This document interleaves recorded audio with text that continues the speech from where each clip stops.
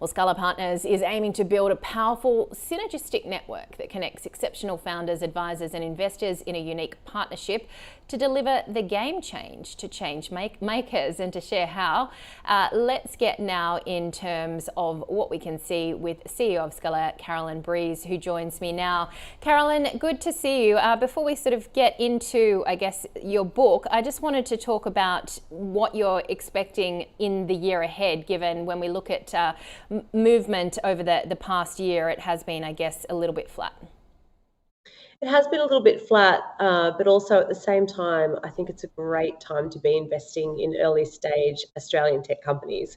So although, yes, it's been a lot harder to get capital and the market's been a little trickier to navigate, particularly for founders, what we've seen is that some fantastic tech coming through. I mean, innovators don't stop having great ideas and solving the world's problem because capital's hard to come by.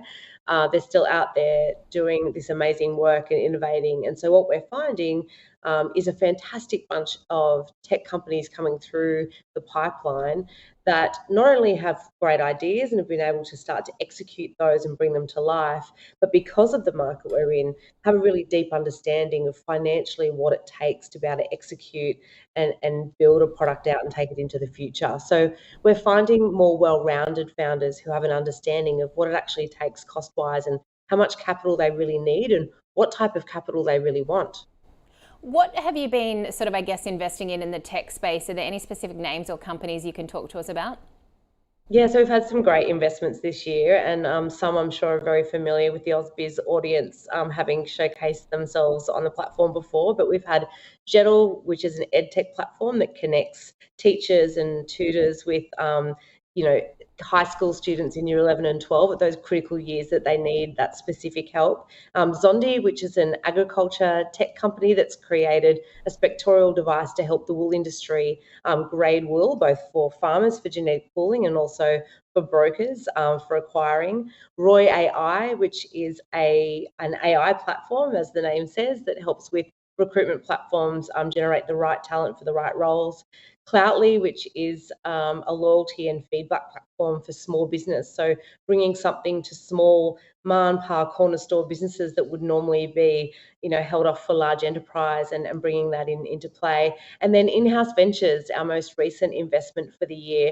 Amazing founders who are doing great work, building a marketplace and a platform for early stage founders to bring their pitches together and present those to investors and high net worth and family office all over Australia. And we've still got some to go with only a week and a half to go. Santa's been very good to us, so we might be able to announce some more in January. Well, that was going to be my next question. What's in store for 2024? Is it going to be a big year?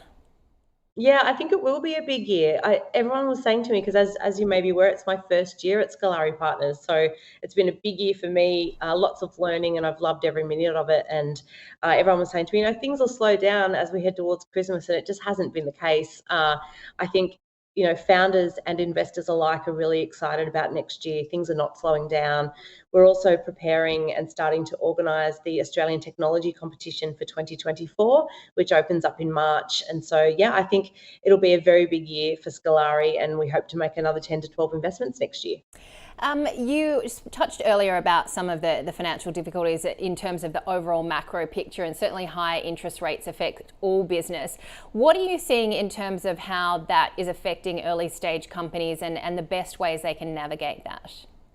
Yeah, it's a great question, and I think it's double-sided. So on the one hand, we're finding that founders are getting a lot better at understanding the true costs of running their business and how they're actually going to spend the capital that they raise as investors start to focus more on burn rate, run rate, so how long they have within their business before they need to raise again, and founders are becoming a lot more savvy about where and how to spend that money for the right return, which is fantastic for investors.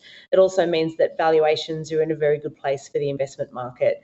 And then on the other hand, I think we're getting a lot better at understanding different types of capital to be injected into a business. It's not just about taking dilutive capital from a venture fund or an investor, there are other ways to bring capital into your business. So there's obviously, the R&D tax incentives, there are other government grants, there are pilot grants and other partnerships that can do that. So I think, when we meet startups and we're talking about investment and they've got this number in mind that they're trying to achieve, there are two ways to approach that. What do you really need in order to drive success?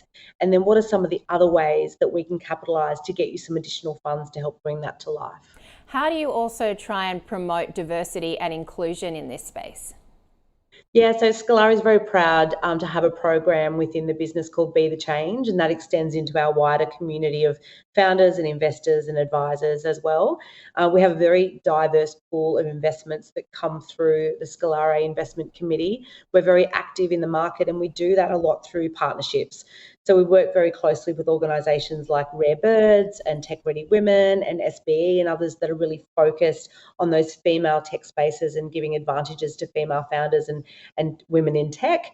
And that helps us with the deal flow. And then Scalare itself internally, I think women outweigh men in our team. So, and it's not just about obviously women and men. We have a very diverse portfolio. Of our 26 investments, in fact, 7 of those are overseas. And even with the Australian pool, because we're not one specific vertical, we go broadly across a few different verticals. We also find we have some amazing talent come through with very diverse backgrounds. So we're in a very fortunate position that we get to see a lot of that.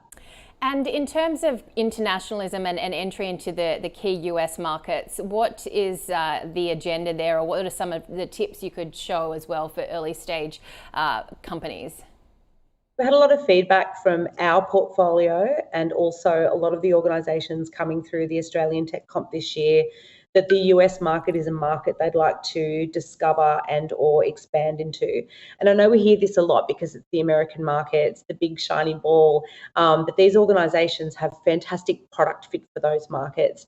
So we're partnering with an organisation, we're going to make an announcement early in the year next year, and actually building out a well-trodden path for those founders to make their entry into that market a lot easier. So we hope to see a lot more of that next year. It's a very exciting time.